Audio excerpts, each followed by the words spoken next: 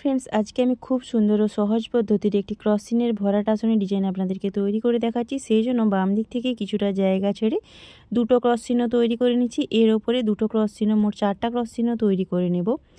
এরপর আমি বেগুনি রং বা পার্পল কালারের উল নিয়ে এর কোণে ছুঁচটা তুলে নিচ্ছি। তুলে নিয়ে পাশাপাশি 7টা ক্রস চিহ্ন তৈরি করে নিচ্ছি।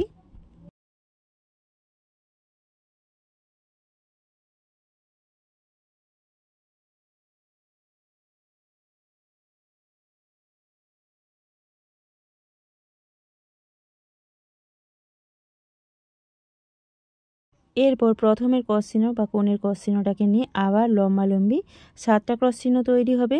কোণের ক্রস চিহ্নটাকে বাদ দিলে 6টা ক্রস চিহ্ন তৈরি হবে।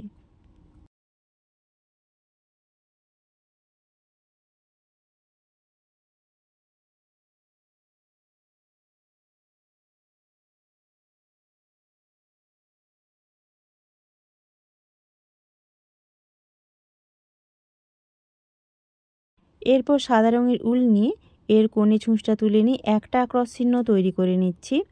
একটা ক্রস চিহ্ন তৈরি করার পর এর কোণে ছুঁচটা তুলে নিয়ে পাশাপাশি ডান দিক থেকে বাম দিক অবধি 6টা ক্রস চিহ্ন তৈরি করে নিচ্ছি।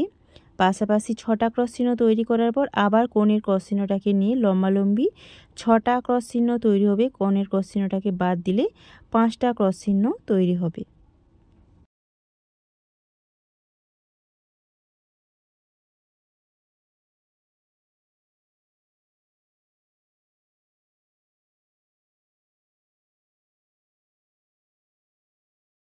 এরপর আবার বেগুনি রঙের উল নিয়ে এই কোণে ছুঁচটা তুলে নিয়ে একটা ক্রস চিহ্ন তৈরি করে নিচ্ছি। আবার এর কোণে ছুঁচটা তুলে নিয়ে পাশাপাশি 5টা ক্রস চিহ্ন তৈরি করে নিচ্ছি। পাশাপাশি 5টা ক্রস চিহ্ন তৈরি করার পর আবার লম্বালম্বি কোণের ক্রস চিহ্নটাকে নিয়ে 5টা ক্রস চিহ্ন তৈরি হবে। কোণের ক্রস চিহ্নটাকে বাদ দিলে 4টা ক্রস চিহ্ন তৈরি হবে। প্রতিবারে বেগুনি ও সাদা উল দিয়ে ডিজাইন তৈরির ক্ষেত্রে একটা করে ক্রস চিহ্ন কমে আসবে।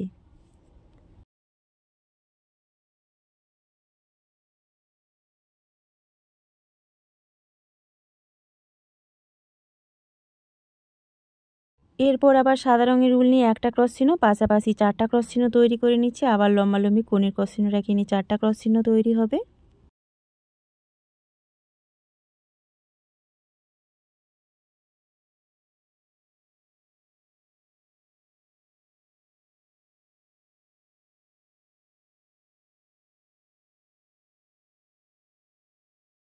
এরপর বেগুনি রঙের উল নিয়ে এখানে একটা ক্রস চিহ্ন তৈরি করে নিচ্ছি। এর কোণে আবার ছুঁচটা তুলে নিয়ে পাশাপাশি 3টা ক্রস চিহ্ন তৈরি হবে।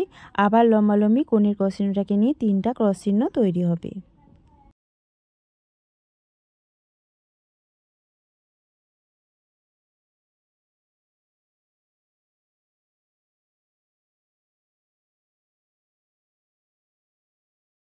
এরপর সাদা রঙের উল নিয়ে একটা ক্রস চিহ্ন তৈরি করে নিয়েছি। তারপর পাশাপাশি দুটো ক্রস চিহ্ন, তারপর কোণের ক্রস চিহ্নটাকে নিয়ে দুটো ক্রস চিহ্ন তৈরি করে নিচ্ছি। আবার বেগুনি কালারের উল নিয়ে একটা ক্রস চিহ্ন, সাদা রঙের উল নিয়ে একটা ক্রস চিহ্ন তৈরির পর একটা পাতা সম্পূর্ণ হয়ে গেল।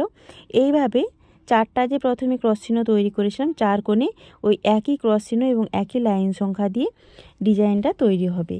তাহলে খুব সুন্দর একটা ফুল তৈরি হয়ে যাবে। এইভাবে পুরো আসনটা তৈরি হবে। অবশ্যই আপনারা আপনাদের পছন্দ মতো উল দিয়ে পুরো আসনটা তৈরি করবেন, দেখতে খুব সুন্দর দেখাবে। আর এই রঙের উল দিয়ে যদি পুরো আসনটা তৈরি করেন তাহলে সবুজ কালারের উল দিয়ে ভরাট করে নেবেন।